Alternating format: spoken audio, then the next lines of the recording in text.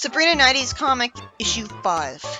We start out with Hilda being told that Sabrina's doing great at her driver's ed class and she can't wait to get her real license. Zelda says that she's growing up, and she asks her teleport happy aunts if they ever drove. Hilda says that they were two of the first women to get a license, and Zelda somehow thinks those were sentimental times before women could vote. Sabrina says that she'd better start saving for a car because her friends might get suspicious if she zapped one up. I guess she means if she zapped one up immediately after she got her driver's license. But you think she could just say, "Oh, my aunts saved up the money. They bought it for me." I think she's being too paranoid there. How would they know where it came from? Still no follow-up on Emily being suspicious of her, by the way. Back in the first issue, I guess someone erased her suspect memories. Hilda and Zelda want Sabrina to practice and get her license in their car, which is in storage, because it'd mean a lot to them. I'm guessing it's really old-fashioned. Hilda zaps it up, and it's from 1922. Zelda says that they used to drive to parties in Charleston the night away. What kind of custom features does it have? Sadly, Zelda doesn't answer this question right away, and Sabrina isn't very happy with the car, while Zelda wants her to keep it forever. So Amy sees Sabrina driving the car and jokingly challenges it to a race. I love seeing that even Zelda wants to stand up to her with her magic. I can imagine this would never happen in the show, where she's really the responsible one. Here, she's relatable, as she makes Amy's motor fall out. Amy usually gets punished for being a jerk. The next day, Hilda embarrasses Sabrina by driving up to her in the car in front of the high schoolers, and Sabrina is told that she's sitting awfully low. She doesn't want to be recognized. And she ends up driving the car into another one. Sure is convenient that neither anyone in the old-fashioned car or Harvey end up getting injured.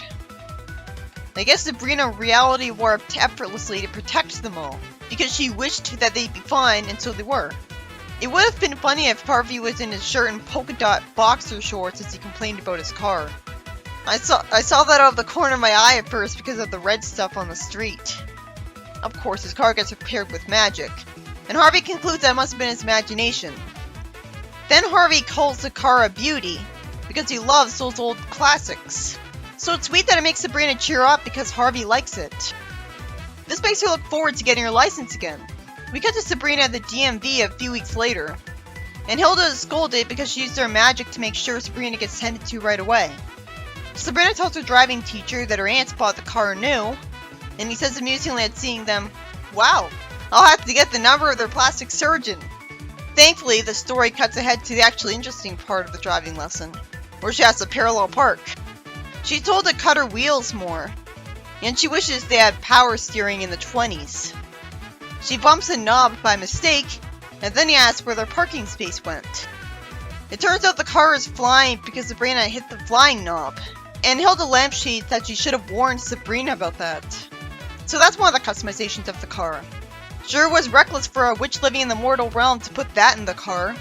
You'd think a witch would get fined every time a spy witch is forced to erase memories to clean up their mess, because memories would have to get erased every time they were seen flying with this car. And there has to be some kind of punishment. The teacher wonders if he's just dreaming, and Amy screams and calls the flying car a UFO, when it clearly looks nothing like one.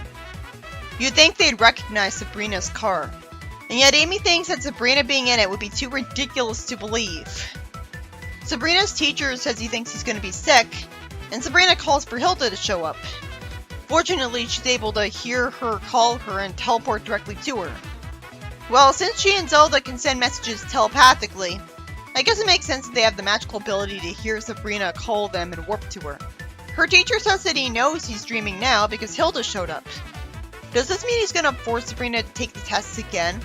They could erase his memory of everything magical that happened in it. Then he'd just pick up from where he thought he left off. Hilda tells Sabrina to push the knob back in to land the car. You mean the same knob that made the car fly? Why didn't Sabrina try that in the first place? It would make sense that it would be the off button as well as the on button. Anyways, the car lands, the teacher's memory of the flying is erased, and he gladly says he'll give Sabrina her license. A more mean-spirited series would have it be guaranteed that she couldn't get the license because any kind of good progress for her would mean a change to the status quo. And God forbid that ever happen. But this isn't Sonic Underground, so she gets a license just fine. The story ends with the driver screaming at a billboard with a plane on it because he's gotten a fear of flying. Naturally, because you still find things familiar to you even if you don't exactly remember them. So he finds being afraid of flying familiar. In the next story, Zelda thanks Sabrina for helping them clean up after dinner as Zelda's cleaning dishes with soap and water in the sink the old-fashioned way. And Sabrina is levitating stuff. Why doesn't Zelda use magic to clean the dishes in a second? Or if she's feeling more accomplished because she's not using magic to cheat, why doesn't she use a dishwasher? She's fine with Sabrina using her magic. It's not like she thinks technology is cheating, because she's not outright Amish, and she's still using the sink, which is technology. I guess she can't afford a dishwasher? But how? In the show, it's revealed that Sabrina's aunts used to live like rich people because, go figure, they got rich selling stuff they had that became antiques in all their time living. That makes sense, so it'd be less logical if the comic wasn't like that. Because how else do they get their money? They don't have jobs. Anyways, Zelda reveals that she saved an old wishbone from last Thanksgiving. And she does a sort of a novelty item with witches, and thought you need a wish to come true. Why would a witch think she needed that? Witches can grant their own wishes. Sabrina effortlessly granted her wishes in the first issue, and why would a non-magically charmed wishbone, a normal bone, have magical properties? Is it another potion ingredient like Eye of Newt, and it's conveniently on Earth? Anyways, Sabrina sees Amy flirting with Harvey, and she wishes Amy would disappear as Harvey's naively having a conversation with someone that he should know hates Sabrina. Harvey wonders where Amy went, and asks if his breath was that bad. Sabrina tells Hilda what happened, and Hilda says that she should never wish on a wishbone because a witch's wishes are too powerful for one. Now she's told that. Why the fuck didn't Zelda warn her about this earlier? Why is Hilda the one who has to warn her instead of Zelda, the mature one? Sabrina even points out that Zelda had been saving the wishbone for a wish, but Zelda reveals that she was just joking. And actually lampshades, why'd I need a wishbone when I can make any wish come true myself? Sabrina tries to justify that she still knew it being a witch, but she still should have known she didn't need a wishbone. Hilda looks at the witch's manual for wishbone accidents, and reads, "A victim of wishful disappearance can be found where you dispose of things." Like the garbage can? Sure is sweet of Sabrina to immediately want to get Amy back, even after all the time she tortured her with her magic. This drives home that, while she does abuse her magic against her, she's still got standards, and doesn't want to outright kill her. Somehow, she's not simply in the trash. Not even in the dumpster. I can't help but smile and try not to giggle at how amusing and silly the situation is. I love the Sabrina series. Its whole premise seems really creative because it seems like only it could have stories like these. Like a story where Sabrina's aunts had a really old car because they're just that old. Hilda says that she even checked the ashtrays in the car, because this was a point in time where kids' media wasn't too scared to reference that smoking exists. Well, smoking rates are down now, so I guess they made the right decision to stop normalizing it. It's just realistic of Hilda to mention this. Maybe she has ashtrays for no reason, but why would she? Maybe they do smoke. I mean, they've been alive for such a long time, and smoking used to be considered normal, and even non-healthy. Also, why is there a red car? They only have a blue car, and it's an old clunky one. That's pretty weird. Maybe they used magic to shapeshift the way the old car looked. Anyway, Sabrina worries about Amy's parents. Then she decides to check the trash bin on her computer, and finds an icon with Amy's face on it. So has Amy been unconscious the entire time? What was she doing that whole time? She casts a spell, and the story ends with Amy being back home without remembering where she was, as her father's asking her where she's been, so he might assume she was out partying or worse. And Hilda snarks sensibly, "Next Thanksgiving, we're having ham." I wonder if they'll remember that though. Amy wouldn't say this doesn't compute. She's not a robot. In the next story, Hilda nags Sabrina because she's been watching too much TV. Hilda? This comic is certainly unique. I'm still waiting to see really distinct personalities with these two. I guess Zelda's the smart one, but they're mostly the same. Hilda at least has a justified reason for wanting her to stop enjoying herself. She has spelling practice now, but she could do that anytime. Sabrina wishes she could meet the celebrity named Brad in person, who's also blonde like a character already named Brad. Sabrina wishes she could meet him and accidentally summons him because she imagined it. He's naturally confused, and she says she's got to send him back before answering him. They call her into the room right away, so she says she'll have to send him back later, even though it'd literally take a second. Maybe she's just using this as an excuse to keep him around for longer. She tells him to sit here until she gets back, and he endears himself to me by being optimistic, saying that he kinda likes it here because there's peace and quiet. We see Sabrina levitating while lying down, and is told to try to hold it for a few minutes. Then Brad walks in asking if they have chips, and she screams and falls. Her aunt scolded her for bringing Brad here. This is way more responsible of them than the show, where I remember celebrities being teleported up just on the whim of the witches, probably for ratings. And the aunts were all perfectly fine with this instead of being like, uh-oh, I better send him back. And yet they wouldn't let Sabrina go to a concert. Sabrina's spell against Brad doesn't seem to include erasing his memory of this, for some reason. Sabrina can't teleport Brad back, because bullshit. I mean, because he resisted because he doesn't want to go back. He likes it here. No screaming fans, agent, or press. I like how optimistic he is. Is that an accurate representation of Brad Ripley? Ripley sounds so much like Ridley from Metroid. Anyways, unless he's secretly a witch and doesn't know it, like from an absentee witch parent, I call bullshit on him being able to resist the spell. This could so easily go wrong. He should have just said this without Sabrina getting the chance to cast the spell on him. He relaxes on the couch and says he'd like to stay for a while, and asks for some pizza. And Sabrina's annoyed at this instead of still starstruck, thinking of him as a freeloader, I guess. Why does she mind? That was fast. A few days later, Sabrina has a plan to get him out of the house by introducing him to her friends, who would mob him. They say they love him and want to kiss, but he's happy because he likes these small town girls. Of course, he's not completely sick of this.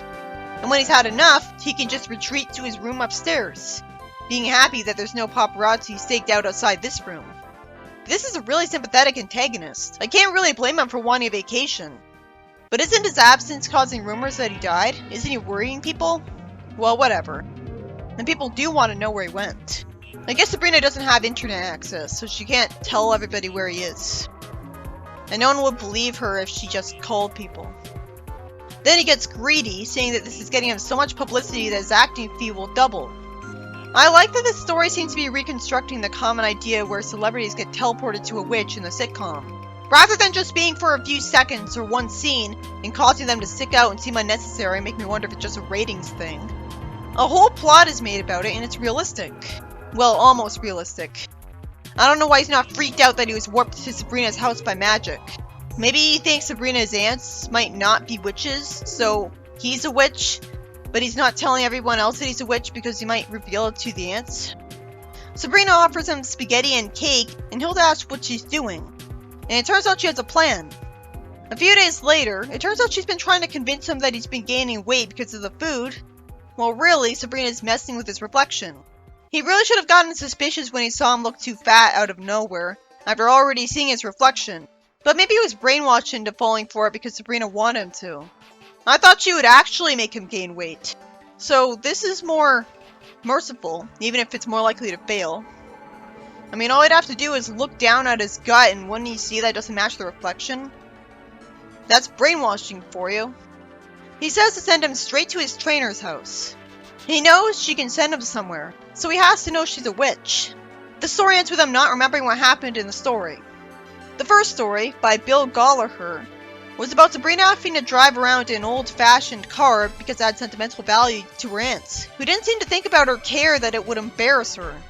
I guess they don't get out much. I mean, they used to be just like stereotypical witches, so they wouldn't have had a good social life. So they didn't get out much for a very long time. So they would think it was still in style. She cheers up because Harvey likes it. So that plot thread is dropped, and instead the story becomes about Sabrina activating the flying mechanism in the car by mistake while the driving teacher's in it. And instead of Sabrina simply pointing to land the car with magic immediately, She calls for Hilda, and Hilda immediately knows she calls and saves her. It really should have been explained that the car is enchanted against magic, but even then, that'd be really dumb. I guess the spy witches really had their hands full having to erase the memory of everyone who saw that flying car. This kind of story is why I like this series. It seems like only Sabrina could have a plot like this.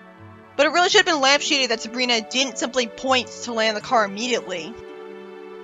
And then Sabrina could say that she hasn't been a witch very long, so she's not used to instantly solving stuff with magic.